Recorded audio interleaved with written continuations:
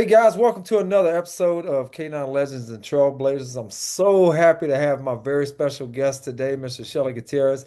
Shelly has got an extensive background in K9, from law enforcement to overseas contracting to instructing to entrepreneur to running his own business. Hey Shelly, good morning. How are you, sir? Good morning, sir. Good. Um, I'm very happy that you contacted me, and I'm very happy to be here. Thank you very much. Yeah, man, it's an honor to have you. Shelly and I met some years back, probably around 2009. And the first time I met Shelly, he almost killed me. Um, I think I told it on a previous episode with Rick Ashburner when I came over to work for K2, which is the company we were working for at the time. I had been involved heavily with the IDD course that was still there, so it's kind of a conflict of interest for me to be over there. So they sent me over to Rick and Shelly for like a week, and yeah, they put me through the ringer, man. I was pretty much in a bite Okay. suit, yeah, and they were whooping my ass, and I think they enjoyed it too. But hey, it is what it is. Builds a Well, we had to stronger put guy. we had to put the young guy in the suit for a while. Us old Yeah. guys have been taking hits, so it's time Yeah, for the new guy to step I, up. I think I've never eaten so much Motrin and drank so much Gatorade in all my life. But great experience, man. Actually, my first eye-opening experience of law enforcement bite work, which is very different than what we do in the military. But I'm grateful for it. But I want to focus on you today, Shelly. Tell me what Shelly was doing just prior to his first K9 job out there. Well, I was actually in law enforcement. I'm still in law enforcement, but I started my law enforcement career October 18th, 1973, Oh, wow. and I had been a law enforcement officer. I had worked my way up through the law enforcement career, doing many things. I was a public safety officer. I did three jobs at that time. I was a fireman, EMT, and a police officer all at the same time. And where was Uh, that at, Shelly? I was in Winston-Salem. Winston-Salem. And Yeah, you pretty much been North Carolina guy most of your life, with the exception of your military stint that you had, right? correct, correct. But I came out of the military and went straight into law enforcement. Nice, nice. Uh, but I worked my way through my law enforcement career. Uh, Doing law enforcement, doing multiple things. I was a field training officer. I was an instructor, defensive tactics instructor, communications instructor for the law enforcement. Um, I held many positions within the departments as I went through my career. Um, I was a narcotics agent. I worked undercover for a long time. And then actually, I run into my ex chief on vacation. Uh, I had long hair, beard, and we all walked in actually in a restaurant. And the chief I worked for back in the 70s, uh, he was in the restaurant. I acknowledged him. He kind of acknowledged me. We went and had lunch with our family, and I was leaving, and he followed me out and he asked me what I was doing. And I couldn't tell him what I was doing at the time because I was doing undercover work. Right. And, and he was, and he kind of, he said, tell me again what you're doing. I said, well, I'm not obligated. I said, I can't explain what I'm doing. Right. And he said, he said, I know what you're doing. I said, how do you know what I'm doing? He said, because I'm on the board of advisors. I said, well, I suppose you do know what I'm doing then. You should know I Uh, can't tell you. Yeah. yeah. Yeah. Well, I guess he was just testing me, Yeah. but he left the department he was at, and he became department of the department I retired from out of Lexington, North Carolina. Okay. And he told me, he said, aren't you getting a little bit too old to be doing this stuff? And I acknowledged I was, and he said, he offered me a position.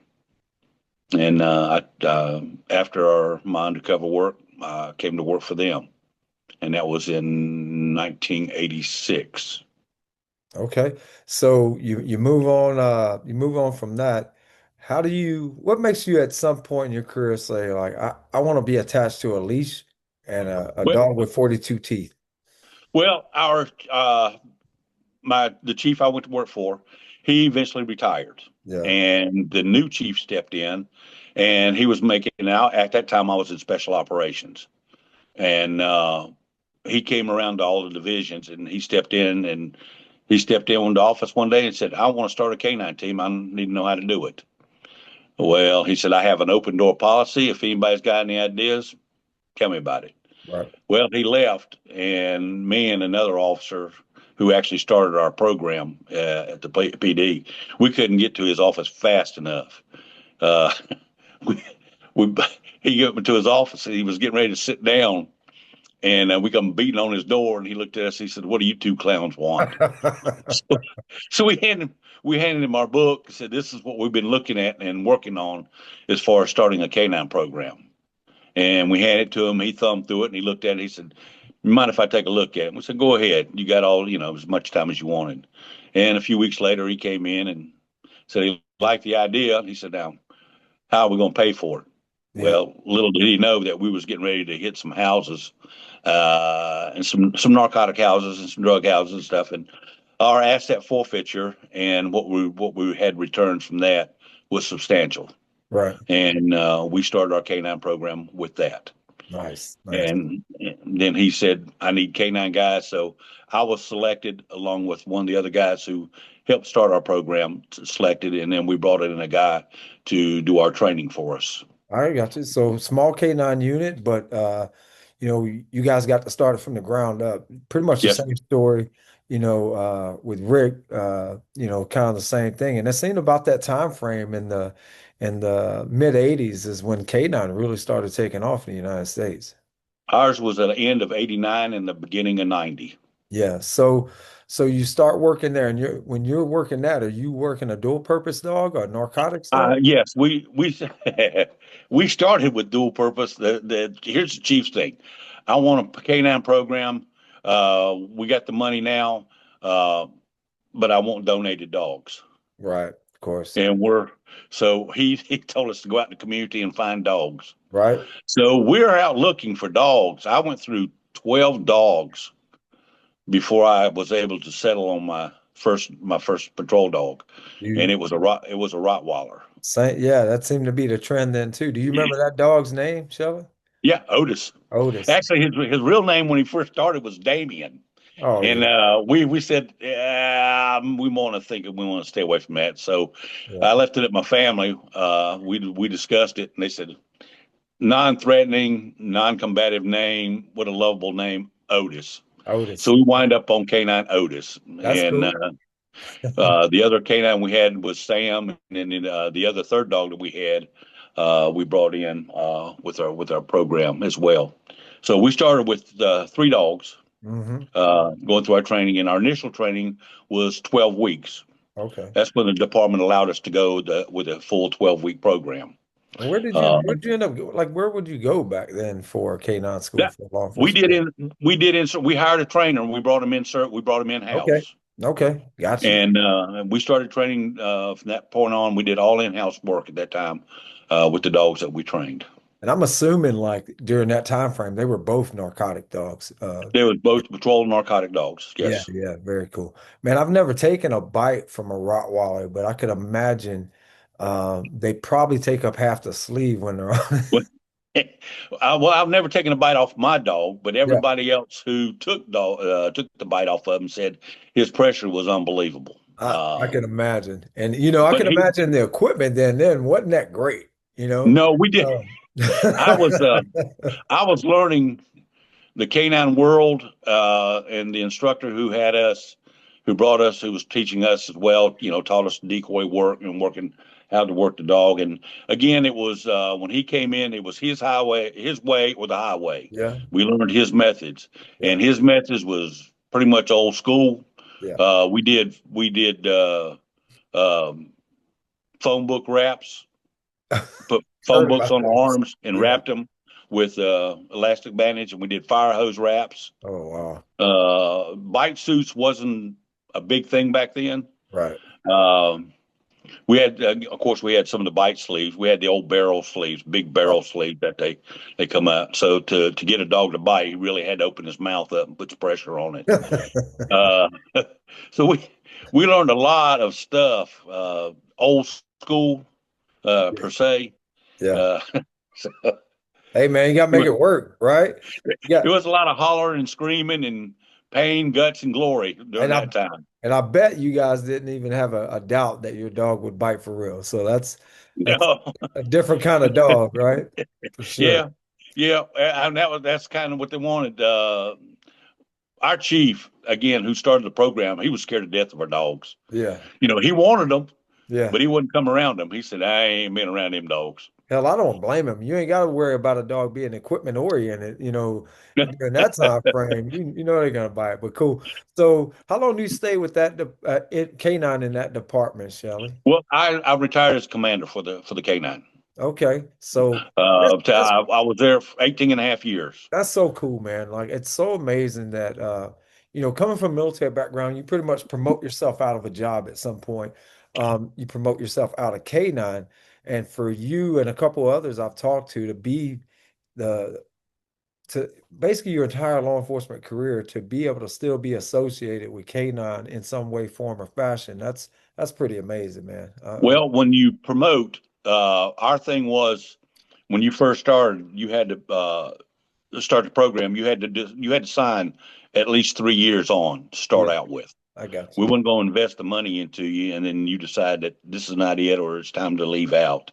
As you and I both know, it's a big investment Yeah, to train somebody in that field, and then just up and leave. yeah, 100%. So we started that, and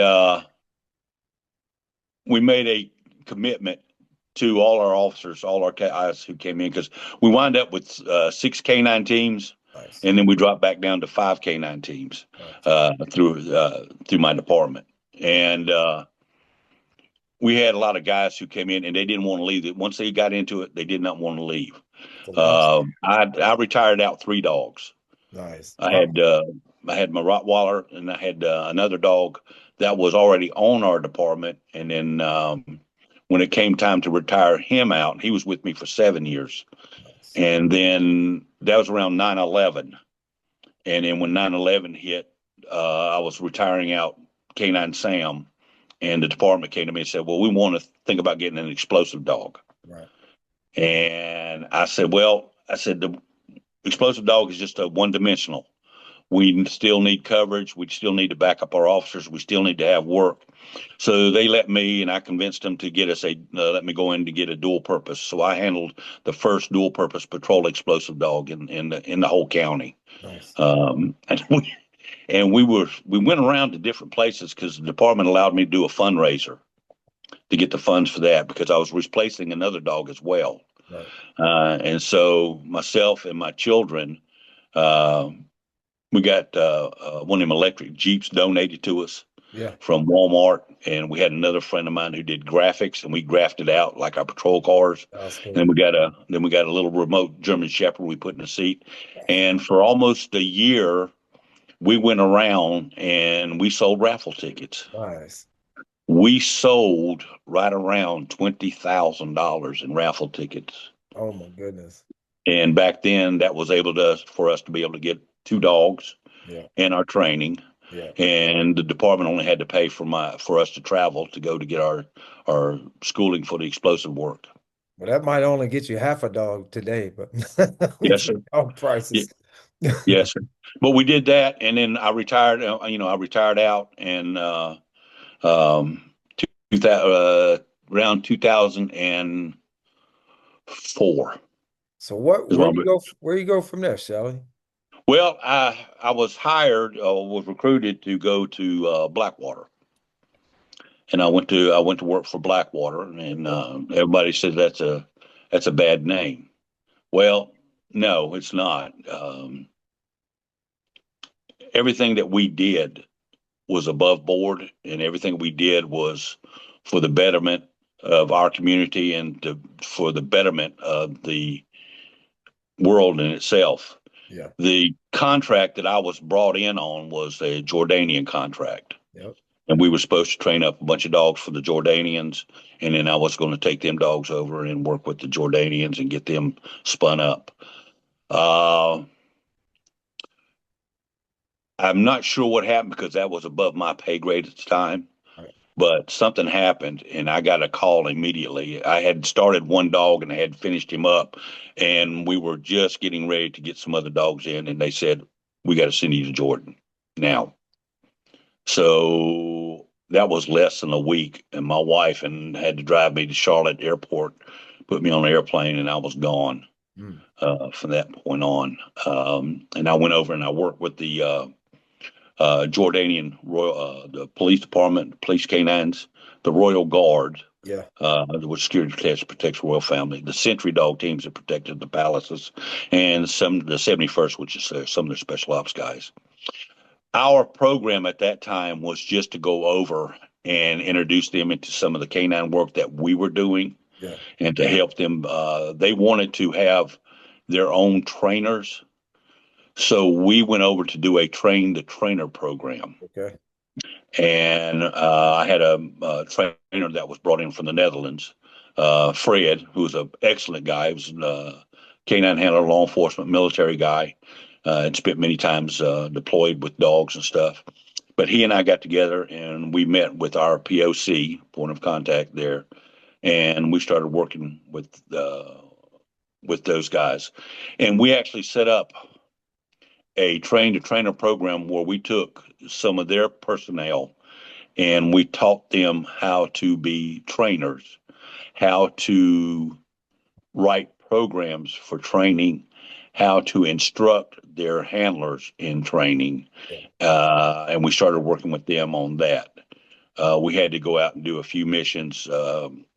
Circumstances being what they were, we went on the Iraqi border and did some work with the guys on the Iraqi border. Come back, helped them out. But we I think we made an impression on them. The guy that my POC was Dave Welch, who was a former handler here in the United States, was instructor, but he was actually living in Jordan. Mm. And Dave would come into play later on because Dave, when the our contract ended, I came back and was supposed to go to Afghanistan. And during that process, I got a call from a company called K2. Yep. And you and I know who K2 is. Well, the vice president contacted me and said, your name has come across our desk as an instructor or a person to help build our canine program. Yeah. And I was kind of a little hesitant because it's starting a whole new program over again. And I wasn't sure how big this program was going to be. But we discussed my background and my credentials, and they said they wanted to take me and meet the company owner. Right. And they met me on a Wednesday, and I had to drive down to K2 on a Friday, and I met them on a Friday, and we were downstairs and we was discussing building the program because they didn't start with anybody. It was just going to be one person, and we hit it off.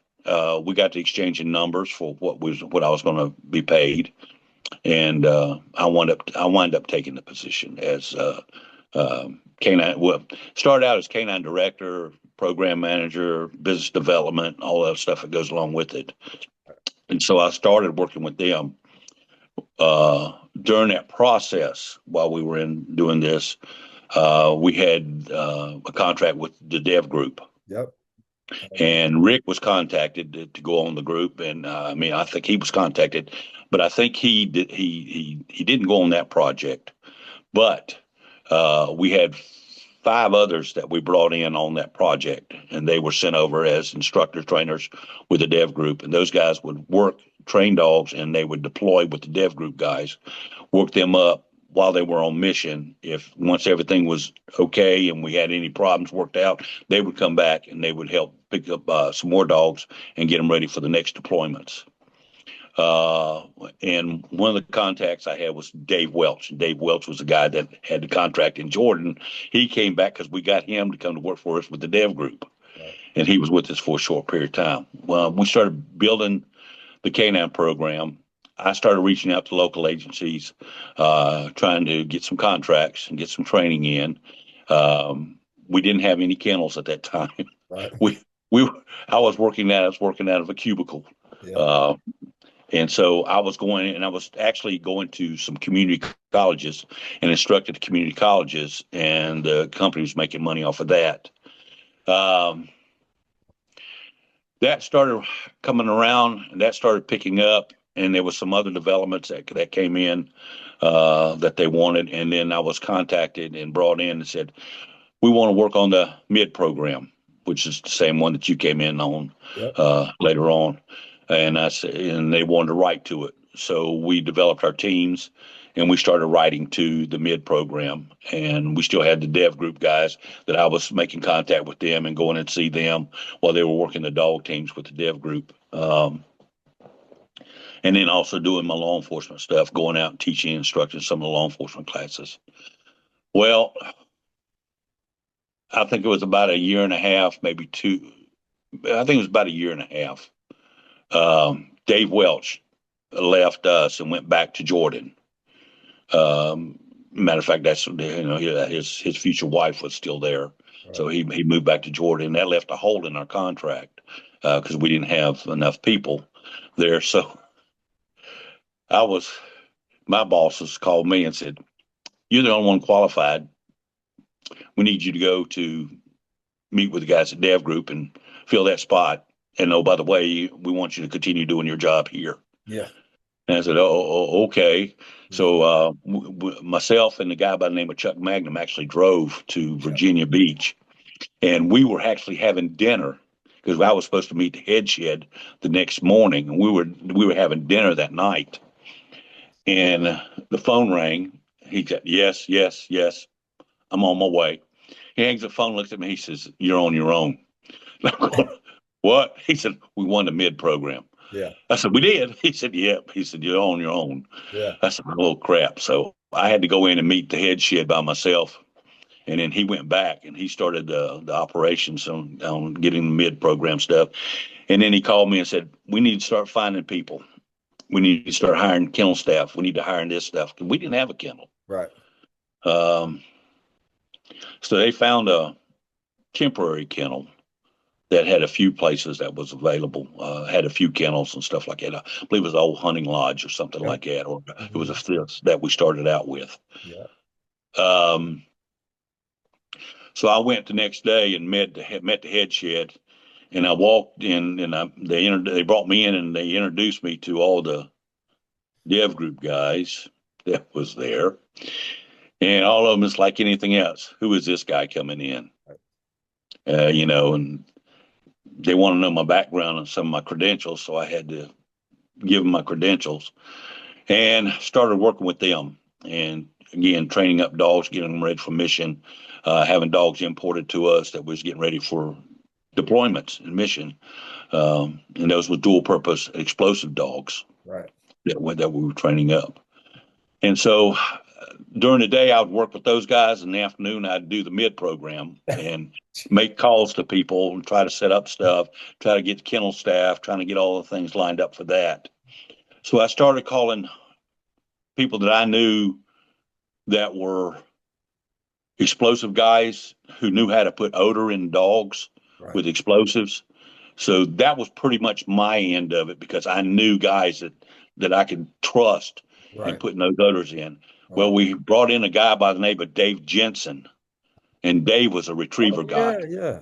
So Dave took over the retriever guy section, Right. and so that was working out. And then I was still down and I would come home on the weekends, and I would drive down to K2, and I would be building kennels, laying concrete, Wow. putting fences together. And yeah, and you remember we started in two old utility. We brought two utility buildings in, and Yep. that's that's how we started our program That was the and head building. shed. That was the operational head That was shed. operations. Yep, yep, that was it. And so Hey, we were doing a lot of stuff, and I tell you, it was kicking my butt. yeah. It was I was burning candles on three ends, one on each end and one in the middle, Yeah. and it was starting to take a toll on me. And I got a hold of Chuck, and I got a hold of each other, and he said, "Are you going to be able to continue doing this?" I said, "Chuck," I said, "It's I tell you what, it's a daunting task." I Yeah. said, "We've got all this stuff coming in, and we got to get all these people hired." I said, "It's tough." Yeah. I said, "I'm gonna need help." He said, "Do you have anybody that you think you might want to bring in?"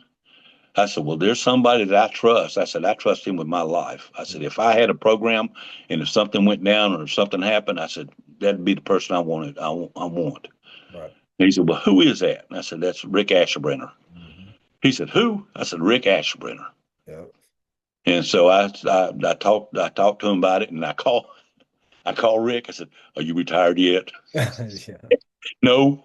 I said, you need to get retired, man. Yeah. So well, I was persistent with Rick, trying to get him retired, and I talked to Lane Kelson, and I convinced him to go to Chicago, where we were at, and he met Rick in Chicago, Yeah.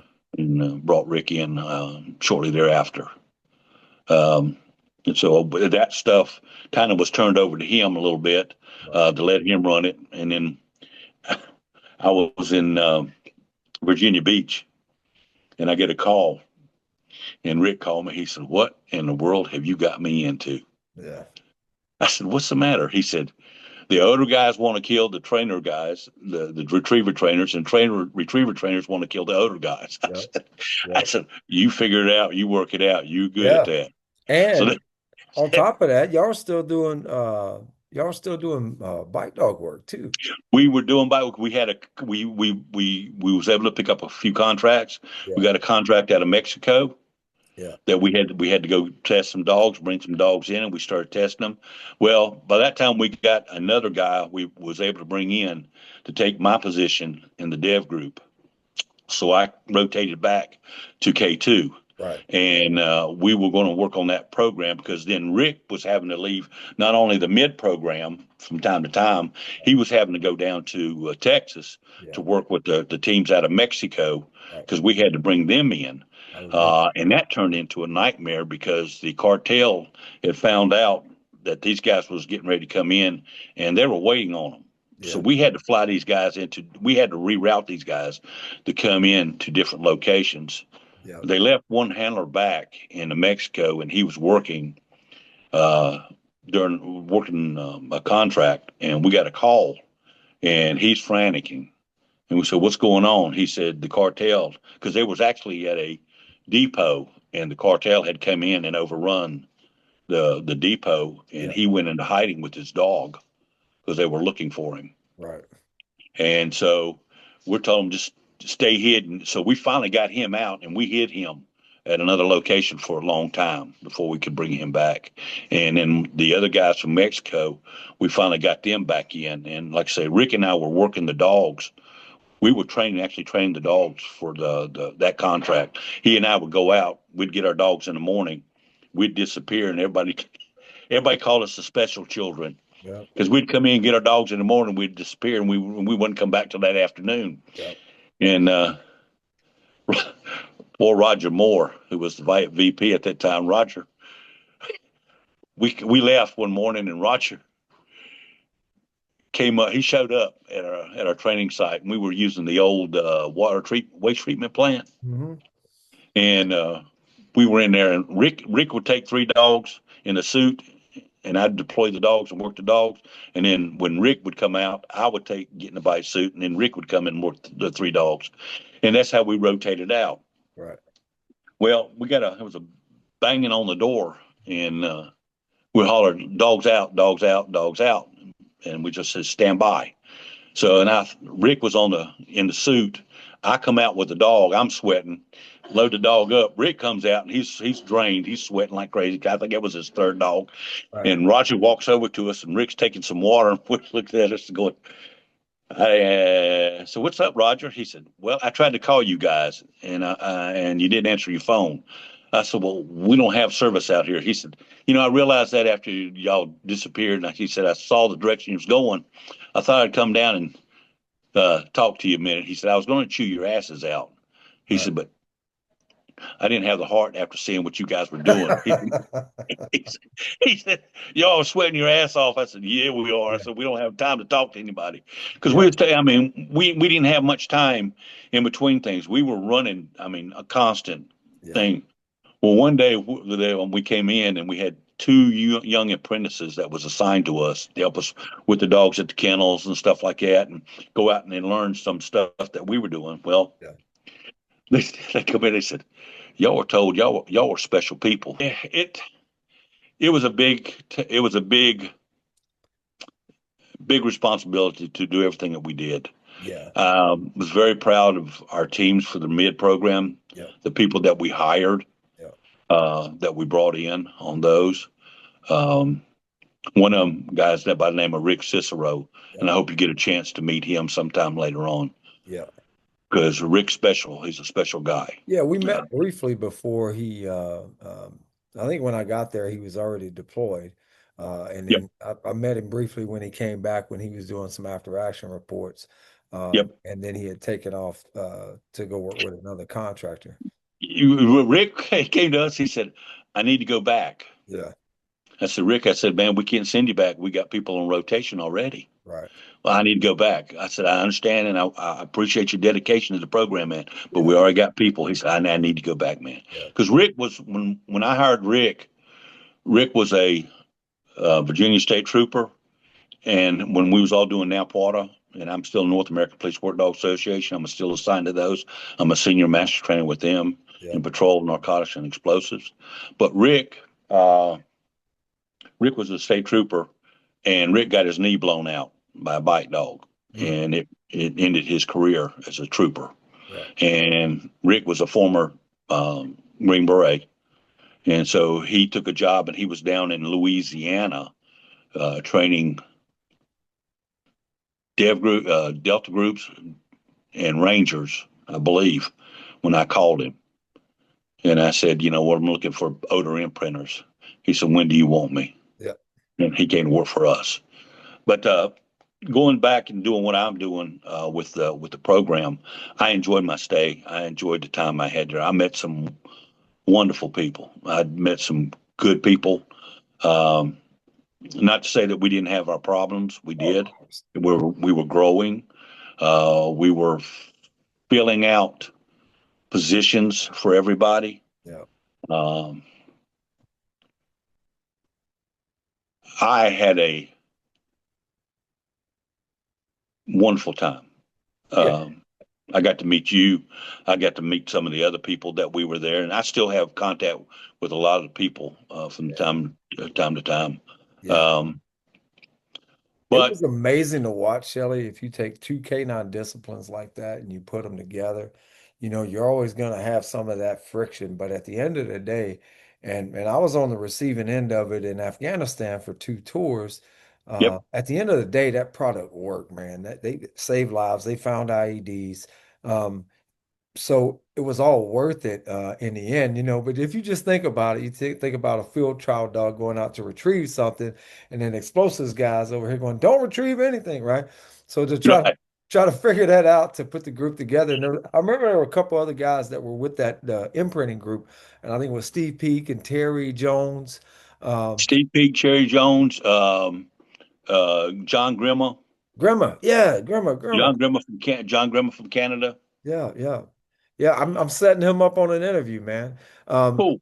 but at the end of the day, we work with the nation's, the world's top retriever trainers, top explosive guys. Like I give it to K2 in that. They didn't spare an expense in their staff for their first couple of years, right? They did not, and I'm gonna tell you this: when our guys went out to, we sent our guys out to do the procurements, our procurement teams. Yeah. We sent the trucks out with trailers. We didn't see those guys for a while Yep, that's because right. they were out. They went from coast to coast, from border to border, Yep. and they were looking for dogs. And we got a call, and I'm on the call and I'm going, "Excuse me, now you're doing what?" I said, "Your guy that came here to look at the dogs." Said, "We like him. He's very impressionable, but he stunk." I said, "Excuse me?" Said he stunk. I know who you're talking I about. said, "What do you mean he stunk?" Said he sounded like he didn't take a bath. I said, "Okay." I said, I will handle this." Yeah. So you know who I'm talking about. So I Yeah. called him. I said, "What's going on?" He said, "What do you mean?" I said, "Man, we give you per diem, we give you places, we give you stuff to stay in a motel. Take a You got stuff shower. like that." And he said, "I stayed with my dogs." Oh, And he was actually sleeping in the damn kennel with his dogs. Yeah. I, He would not leave them dogs. I And believe. that's how dedicated he was to the program. I said, look, Yeah. man, just take a bath once in a while, stop Right. in, go to the motel. But I mean, they were that dedicated to the Yeah. program. Yeah. And that's why I'm saying we had some of the best people. Yeah. And the conflict came between the other guys and the retriever guys because the retriever guys was all juice Yeah. on some of the things they did, and the other guys were not. Right. And so there was a big conflict about that. Yeah. So Yeah. I remember and part of and my and quality assurance was making sure that we started a dog in detection training that could actually go into a cover without pressure, right? yep, So once we changed that, you started seeing it was a lot of conflict because if you're so used to doing one method to train a dog and then yep, now somebody's asking you to do it differently. But you're right, we would get dogs that would go into that cover position and they were basically cowering at that point. And that's not conducive for explosive detection training when we're no, trying to get classical and operant conditioning going at the same time. So, yep. yep, yep. Cool. But Go ahead. it was so happy. I was so happy. We started getting information back, and we all started getting some of the pictures back of Yeah, some of our Marines involved in the combat. yeah, They're involved in combat. The guys in prone position, the dogs laying between their legs asleep. yeah, yeah. We were. They didn't care about the explosions. They didn't No, care man. about the gunfire. They were No. sleeping during that stuff. But if you remember, part of that contract was we had artillery and firearms and all this stuff going on in the kennel, Yep. constantly acclimating these dogs to that environment 24/7, calls to Yeah. prayer, gunfire. I think that, I mean, Our those are some staff walking things. around in the garbs. Garb, yeah. Yep. Walking around in garb. So like I said, they didn't spare any expense on it. And that the intent of that program met what it was supposed to. Everything changes later in life when you start to get bigger and you're trying to produce more dogs and there's not enough dogs or enough quality dogs. It just happens. It happens to Yep. every large vendor that's out there. So I don't hold that against them at all. It's just kind of business. But yeah, so we do that program, man. I'm very proud to be a part of that program, the MIDD program, Marine Infantry Detection Dog, for Yep. anybody who don't understand the acronym. Um, as the war starts winding down, so does that asset, and so does that need for that asset. So, at what point in your K2 career did you say, "Okay, I'm going to go on and do something else"? Well, eh, well, somewhere along about 3.5 years, um,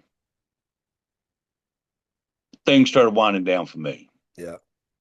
Um, there were some changes in my life that I needed to make, and actually, I got called by another company that wanted.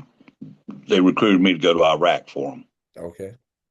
and it was Aegis Defense Group. I remember that. Yeah. Well, they called me and said, "Hey, we'd like to talk to you about going down range." And I said, "Well, before I do that, I said I need to talk with my wife and discuss this with her."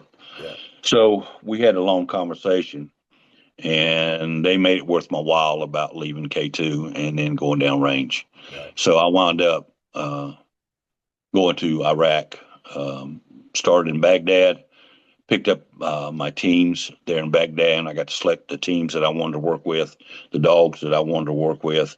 We did some in-service training there, and then we overland to Kirkuk, Hmm. and I wound up in Kirkuk. And that base at that time, we went from 50,000, and they were shortening the footprint, and we started moving the footprint in, and some of the assets that we had, our kennels and stuff like, were actually left, and the Iraqis was able to get them and take them and put them on their flight line and stuff. Uh, the dogs when we first got there were in very kennels in the chews in the Billings, and there was two guys from the previous contract that stayed over, and we were starting from zero just about it. Right. So we had to start that program again. So I immediately had to go in and setting guys up for the ECPs, the entry control points, Right. RAMs, and other things that we were doing uh, and building that program again. Yeah. Um, the bad part about things is that when you take over a contract, you want to take over dogs that are already there pretty much because they're already familiar with the area. They're already acclimated and stuff. So we picked up a few of their dogs off the contract. Right. And when I started going through the paperwork and I'm looking at paperwork and the training logs and stuff on some of these things, I'm looking at some of the things and I'm questioning one of the young guys who was there, who stayed back that we picked up on the contract. Mhm. And there was one incident where when I'm looking at one of the paperwork and it said it was a Belgian Malinois and he had two uh, accidental bitings. And I asked, I said, can you tell me about these? Oh, yeah, yeah. She said, nothing simple. It was just toy related. So I figured, okay, the dog's going after toy and got bit and stuff like that. Uh, I never met the kennel master that I replaced. They said he was on base. Yeah.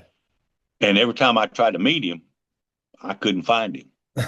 And one time we were going down the road, myself and one of the drivers, and he said, there's the kennel master. So we made a U-turn and started trying to find him, and he ducked. We never found him. Jeez. We never found him. He didn't want no part of it. Um, so that was a big thing. So we were able to our first 3 days in. I lost two vehicles on rocket attacks. Every morning for us, it was uh, 4 o'clock. I got up at 4 o'clock in the morning, got myself ready. 4:30, turned on my radios and phones on. Prayers at 4:30, 5 o'clock, and then we started getting IDF and SAF uh, every morning. Yeah. We got between 12 and 20 rockets in the morning. We got small arms fire over the wall on a constant basis. Yeah. Then they'd hit us again at noon, and then it hit us again at in the afternoon, and then every once in a while, just for shits and grins, they'd hit us about 3 o'clock in the morning. Oof. Just trying to Uh, disrupt you, man. they were offering to us a lot. Rick and I, when I was there, Rick was in Afghanistan. I guess the same time y'all was in Yep. Afghanistan, Yeah, on the and blink. I was sitting there, and he and I were FaceTiming each other, having a little conversation, and we was just having bro meeting, talking to each other, how things are going, Yeah. make sure everything's okay. And all of a sudden, we're getting hit with rockets. He goes, "What is that?" I said, "Oh, we're getting hit again." Mm. He said, "Y'all are getting hit." I said, "Every day." Mm. Yes, it was an everyday thing. Yep. It got to be so bad that we quit going to the duck and covers. We just stayed in our chews. We just Yeah. stayed in our areas and stuff like that. I mean, Yeah. said, if they're going to hit us, they're going to hit us. I have a similar story, man, and I won't say his name. I won't embarrass him. But you might figure out who it is. So on my second tour over there, they brought a brand new, my job over there was the in-country manager, Right. and they brought somebody that was getting ready to replace me, and no law enforcement experience, no military experience, and it's about 3 o'clock in the morning, and this dude wakes me up freaking out. He's got his helmet on, his flak vest, and trying to put his gas mask on. He don't know what the hell he's doing.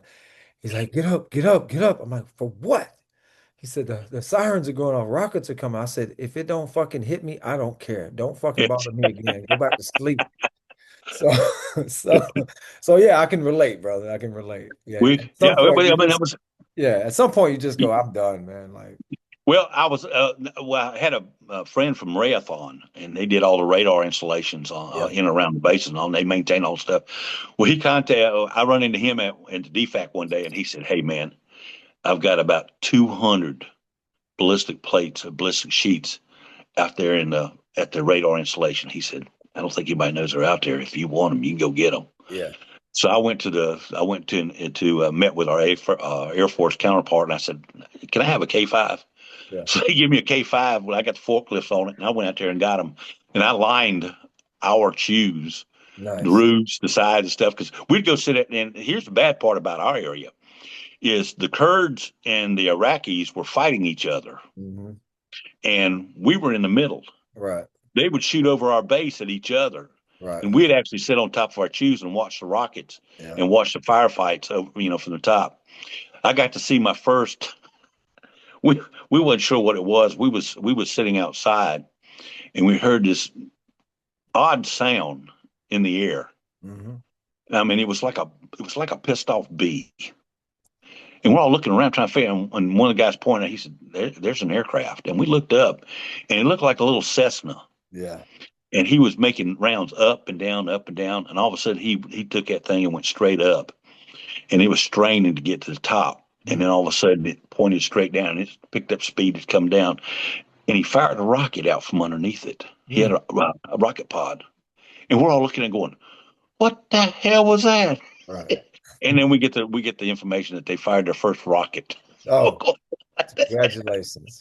So, I mean, so we're going, what the heck? So I mean, this is the things that's going on. And we had one of my guys caught uh, a guy on our base, an Iraqi, with a cell phone, and he was at one of the uh, bazaars visiting on that site when we got hit, and he stepped in the duck and cover, and he kept on hearing conversations, and he stepped out and he looked, and the guy was over on the corner with a cell phone, and he was adjusting fire in Oh, our area.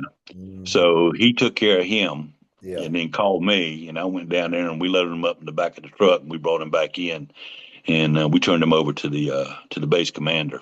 Wow. And, but we had a couple incidents like that. We did a ram going through one of our data centers, and we was running the dog, and the dog hit on the keyboards. Hmm. And we did a swipe on the keyboard, and we found there was A5 on it. Mm. You go, what's this about? And come to find out, one of the guys who was sitting on one of the Iraqis who was doing the computer work, he was building bombs during the night, and then coming in working during the days. Mm. But we were, Yeah. I mean, it was a constant thing for us. We were finding stuff left and right. My guys was doing some route clears, some VIP escorts and stuff, and Right. uh, we were we were seeing things, we were catching things. The base commander was very pleased with our work. I was very pleased with our work, very happy Yeah. with what we did. And then that base was getting ready to close down, so I was sent back to Baghdad, and I took over the Baghdad operations at Camp Imasa, which is right across from the U.S. Embassy. Yeah. And I took over that, and that's where the coalition forces were and stuff. Um, some of my buddies who were from Napwater, North American, they were across the street. Matt Hall and J.R. Huff, they Okay. were running an operation next door, so they would always come over and visit me, and we'd have a meeting of friends and stuff.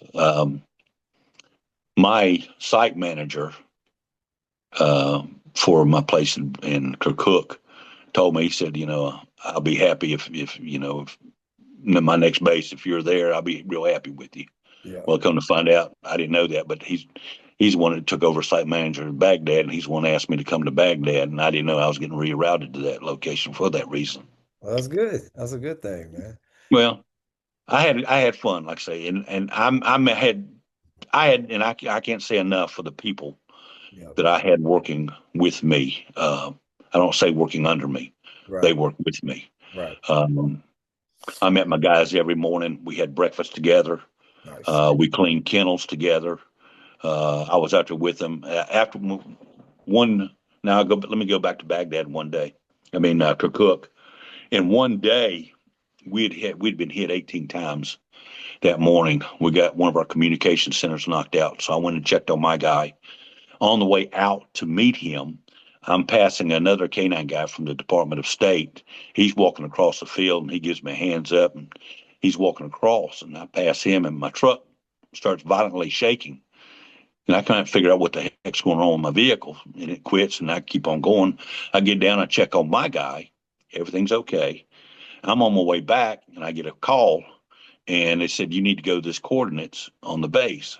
Mhm. So I looked at the coordinates, and I said, well, we have a huge mound in the middle of Kirkuk. Yeah. And it's got an observation tower, and on the other side of it, it's got some old military police barracks. Um, and they're empty now. You know, they closed them down and moved them out.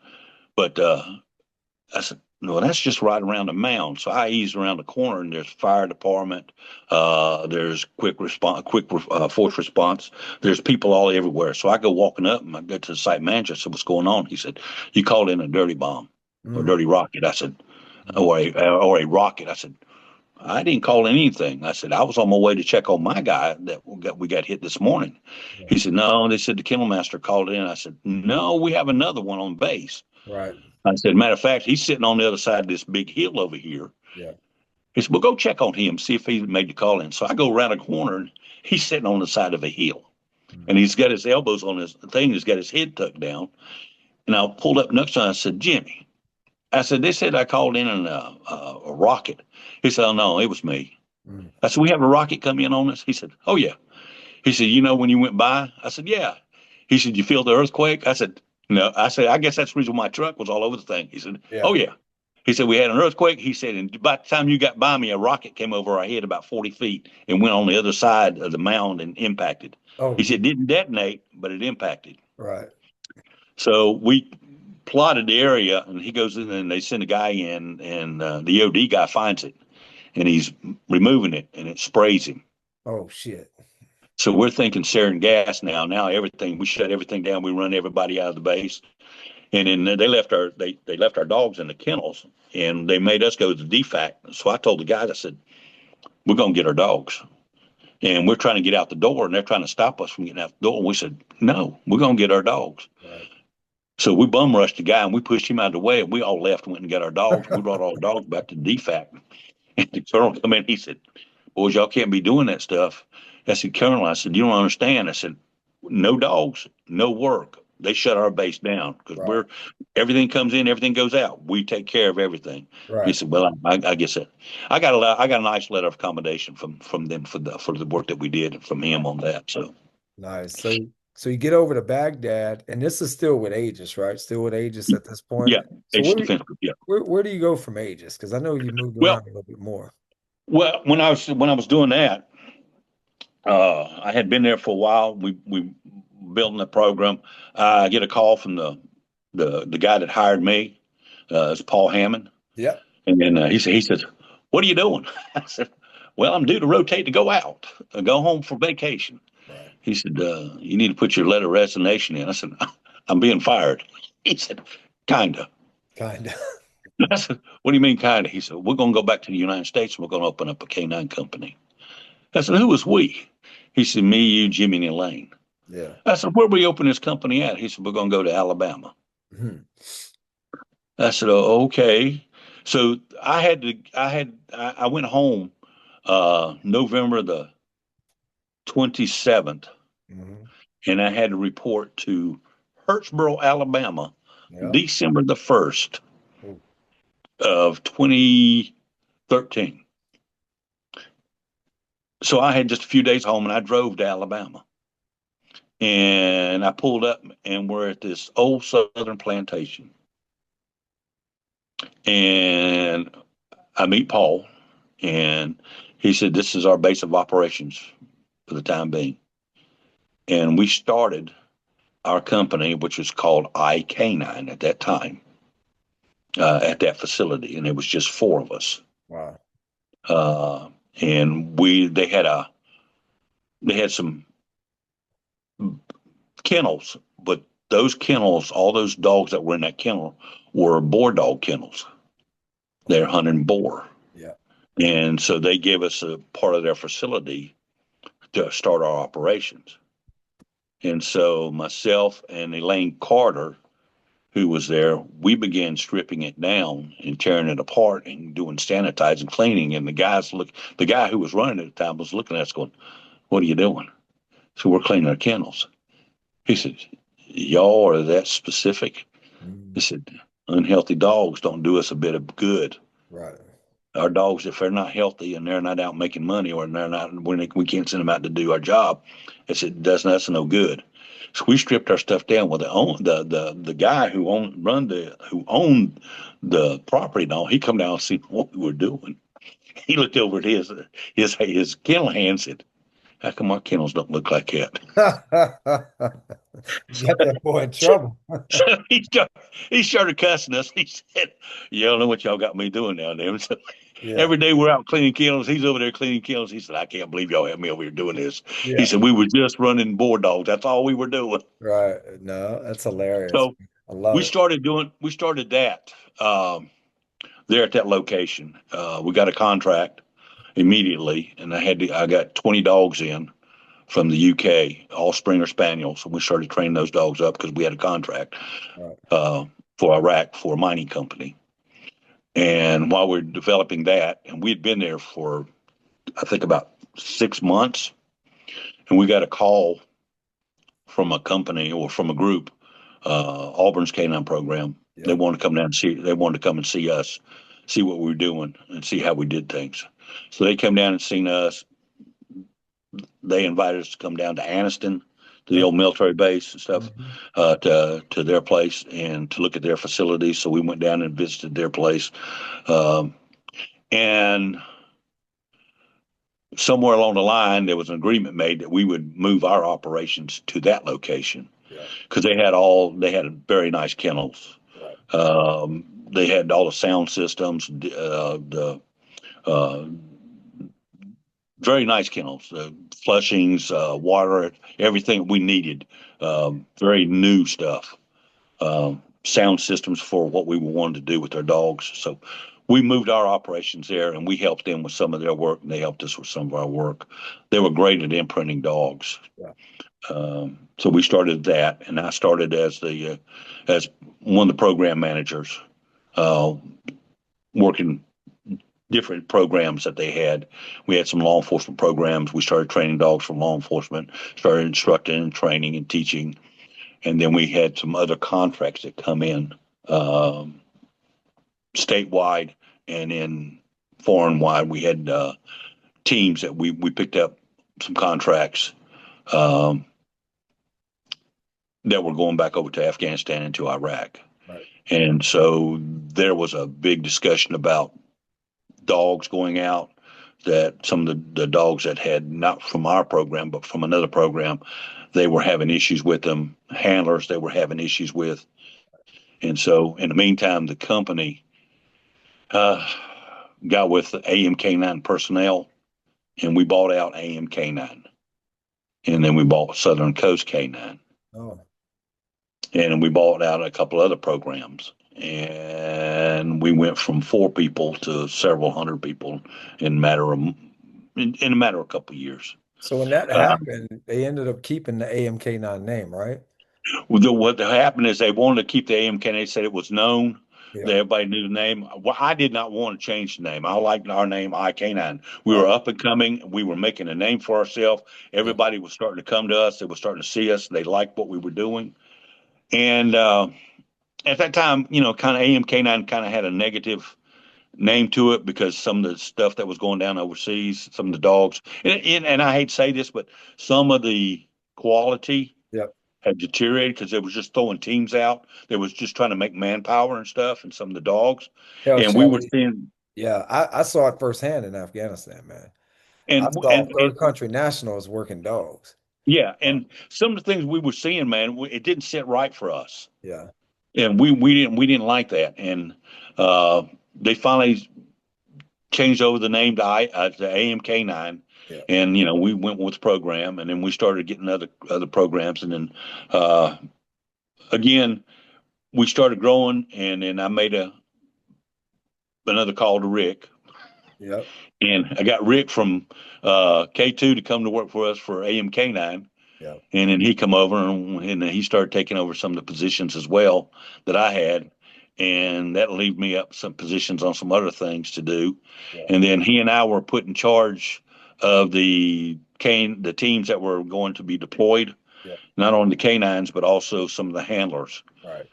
So we developed a system on vetting our handlers, and we instituted a red, green, and Yeah. yellow system for our teams, and we were actually doing really really well. And I think Rick got the call, and they took him in the office. I was busy on something else, and they called in and said, "You need to get some people down here. You're dropping people, or we're not getting people, or uh, we need to get them back. We need to get them because we're not if we don't have boots on the ground, we're not making money." So we said, "Well, we're not going to compromise what we're doing." Right. And I think it was a few days later, Rick's on a conference call. That's what I said. We like what you're doing. keep doing whatever you're doing. So they left us alone after that That because that was we were, the field operation calling y'all back yeah, saying, "Hey, keep doing what you're doing." Yeah, no, I get it, man. You yeah, you we don't didn't you don't want compromise. to sign off. You don't want to sign off on somebody or a dog going over and getting killed, and you have to eat that have that guilt the rest of your life. Nah, Yep, 100%. yep. And during that time, uh, stayed very busy with that, traveling, teaching, instructing. Like I said, we had a lot of classes, a lot of stuff that we were doing with law enforcement, but also we had some other contracts. We had government contracts Yeah, that we were working, and that stayed on. And then Rick left the company, and then I think it was less than a year later, my our daughter had our first grandson, mm, and I'd been with the company for a little over 3.5 years now, and we wanted to come back to North Carolina. yeah, So I told and I put in my papers, and we came back to North Carolina. yeah, Uh, and while I was here in North Carolina, I had a company before, uh, and I was just doing small stuff. I yeah. didn't want to do big stuff. Right, I was training law enforcement dogs. I was teaching at community colleges, canine courses. I was teaching law enforcement courses um, for departments, right, and I was doing certifications and traveling and doing that. I want to step back just a little bit. While I was with the Lexington Police Department, uh, one of my assistant coordinators, because I was a state coordinator of Napawata at the time, one of my assistant coordinators, Sergeant Tim Laughlin, who worked with the Cumberland County Sheriff's Department, God rest his soul, he just recently died.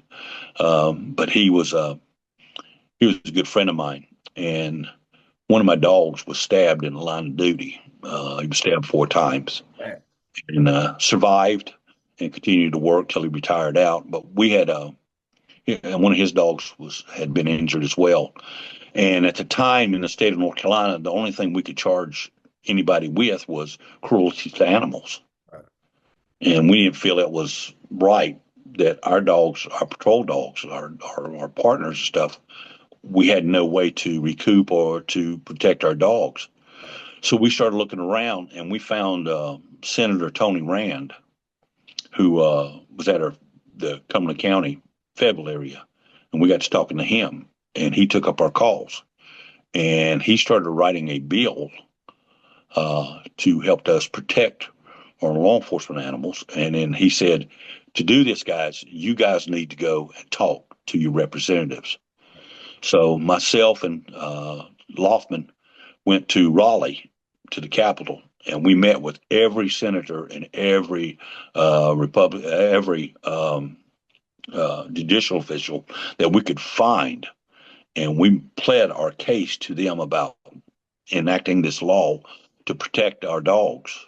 right, Uh, and actually, when it went up before for them to vote, after it was written, we had 100% right, passage on it. We had no dissensions whatsoever.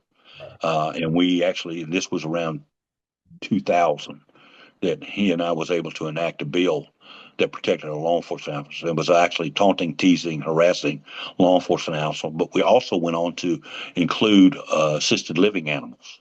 right. Okay. So we had that done, part of our So any with the law. working dog in general, where yeah, Yes, sir. that's And then also, they've improved it over the years. Since the last time, since it was written in 2000, they made some adjustments to it, and we're very happy with that because if you injure a dog or a law enforcement animal in the line of duty, that person is responsible for either replacing that animal and the training and or rehabilitation. wow. That's part of the fees that go along into that now. That's awesome, So, man. yeah, I was very happy about that. Not many people know about that, but he and I were instrumental in doing that, and I can't say enough for Tim for helping me out with that when we did it. And like I said, he just recently passed, and I hate that because he was instrumental in helping with that. Yeah, man. Uh, That's much needed. And I think a lot of states are adopting that as they well. are. You They know, are. making it a felony to injure a dog or like you said, harass a Yep. dog, especially where a dog ends up dead. But So, yeah, thank you for that, Shelly. So, we get back home. We got grandbaby coming, uh, doing some small stuff. You know, I know you. You ain't ever gonna stop completely. Well, That's okay. well, Me either, brother. when I got home, I did. I got calls because I got calls from local agencies. Hey, are you doing dog work anymore? Yeah. I said, well, I'll come out and do a little bit of work with you. And then it became where I don't advertise. My company's called Command and Control K9, Yep. and I don't advertise. It's all done word of mouth. Yeah. And uh, I do small contracts. I do small law enforcement contracts. I don't go out and seek business. If you want your dog or your team, I will come in and do that. I'll help you with that. Yeah. But I don't go out and look for business. And you're Uh, still active with Napwater too as I am, yes, sir. I am Napa. I'm senior master trainer for Napwater, and senior only means that I'm old. yeah, yeah, I get I've, it. I've reached that stage. I'm very very old. I'm 71 years old. Wow, you look Uh, great, man. You look great.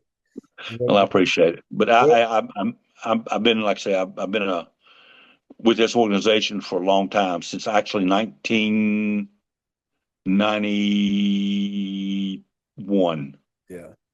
Well, you know, one thing I noticed, man, is there's a lot of there's a lot of canine gurus your age out there still, man, and they're still doing it. And I think it's because, you know, once you get past that initial phase of K9, it's a lifestyle. It's not necessarily a job, and you don't feel like you really have a job. You're doing something that you love, uh, and it shows. It showed over the years with you, man, with your dedication from the law enforcement side to you know, K2 over to your overseas deployment. So me personally, like I want to just thank you publicly for your service, both with law enforcement and what you've provided for DOD. You have most certainly saved lives with Marines, with Army, with Navy, with Air Force, and I'd like to just personally thank you myself for it. I hope to bring you back on the show at some point in the near future. Um, I am opening up kind of a venue for maybe some Q&As, maybe some briefings or some lectures or things like that because it's needed as Sure. well. But I'll give you the last words, my brother. Well, I certainly appreciate it, and thank you for what you're doing. Yeah, Uh, I see podcasts. I see people talking all the time. I see people going out here and giving lectures and information, but they're not sitting down and talking with handlers yeah. or people who are in the business. Legend. Um, You're a legend, man. I don't know about that. I'm just an old fart and go out here like doing what I do. Okay. I tell you what bothers me a little bit though is I go out here and I see so many law enforcement teams that are coming out now. Agencies aren't giving the handlers and the schools them enough time to get through their programs. Yeah. I just recently did some work with a young man, and they're doing explosive work. And during the very first thing is they're rewarding the dog. They're slamming the reward off of the aid. Mm, And I'm going, what are you doing? He said, I'm right. rewarding the dog. I said, what are we looking for? He said, explosives. I said, you're looking for things that's going to You're change throwing you stuff. into to rearrange your DNA or make you Yeah. mid. Yeah. I said, we don't do that. Yeah. So, and it's guys who are training. They're trainers and they're training in narcotics, but they think they can train explosives, Yeah. and they don't have the concept of what they're doing. Yeah. And I have a problem with that. Yeah. But I am very pleased with some of the people that I have been associated with. The education that I got with a lot of people that I got to deal with, that has been rewarding to me. I'm just a nobody. I like going out and watching and working dogs and working with people, and I like to see these guys once they get it. The Yeah. last, a few classes ago, I had a guy sitting. We were sitting having dinner, and he looked at me. He said, "Am I doing anything right?" I said, "You're exactly where I expect you to be right now." I said, "In a few days, maybe a week, things are going to start coming together." Yeah. And I think it was within a week he said, I'm getting it. I'm getting it. I said, that's where I think you need to be. And that's what But it takes, man. I want to thank you for what you're doing. And I want to thank you for the time that you did, the service that you did, and working with our Marines and going over and doing the things that you did. Um, a necessity, and you made a change. Yeah, for sure. Whether you know it or not, just having contact with you, it was fun. Yeah. I had some fun, Yeah. and we have stories. Uh, there's other stories out there that can go. Rick and I, and again, Rick and I have been together for such a long time that we worked together on several contracts. Yeah. Uh, And he's but what a I guy, man. What a guy. What an amazing guy. Both of you guys, man. And that's and I knew as soon as I interviewed one, I want to interview the other. yeah. And I'll be honest with you, Shelly, I don't care if the podcast gets one like or a million likes, but you know what I have right here today? I have your story. Right? I have the story of Shelly Gutierrez and your grandkids and great grandkids, and on and on. As long as we have internet, they're gonna get to sit here one day and watch their great grandpa or great great grandpa give an interview with Joe Phillips on K9 Legends and Trailblazers, and they're gonna be Well, proud of me. I got to tell you this. I got to tell you the one thing, and you know how our sense of humor is. Yeah, Okay, so Rick and I are working together, and we're training up the dogs for the Del Mexico contract. yeah, But we had some explosive dogs. yeah. So we put bite dogs on one side, and we put our explosive dogs on the other on the truck and trailer. So Rick and I are working these things. When I'm working dogs, Rick's taking notes. When Rick's working dogs, I'm taking notes. Yeah. So we're keeping things going. So the left hand side of things is explosive dogs, right hand side is bite dogs. Yeah. So Rick and I are working, and we were at this facility, and I had just finished it with a dog, and I'm taking to get ready to put him in the kennel. Well, this dog that they used to protect the facilities that we were at Hmm. had gotten loose, and this is a pit bull, and his name is Trooper. Oh, And they always double work. They always double protected Trooper. They put him in a harness, they put him on a tie, and they put him in a kennel, so oh, we could go out there and work the dogs without problem. Rick and I are working. I'm getting ready to put the dog in the kennel because I just got through running mine. And as I'm getting ready to put the dog in the kennel, Trooper comes running around the corner, and I start hauling loose dog my side.